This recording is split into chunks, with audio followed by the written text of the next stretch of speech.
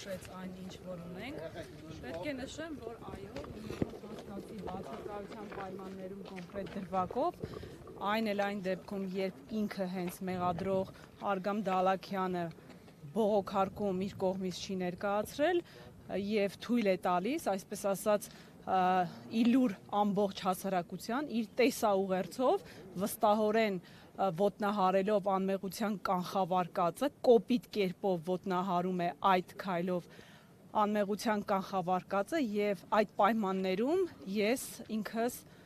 մինչև դատական նիստը, այսինքն վաղը ժամը 10:30-ը խորհուրդ կտամ մեր հարգելի դատախազին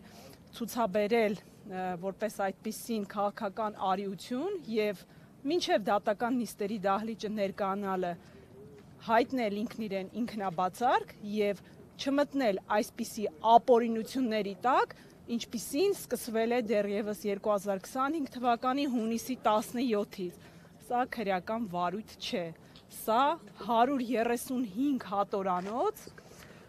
դատական իշխանության ղեկավարի կողմից վրեժխնդրություն է, սա վախի դրսևորում է եւ նման պայմաններում հայտնել այդպիսի հասարակությանը տեղեկատվություն, որ հաստատված այն էլ հանգամանքներով իրականությանը չհամապատասխանող, սա ընդամենը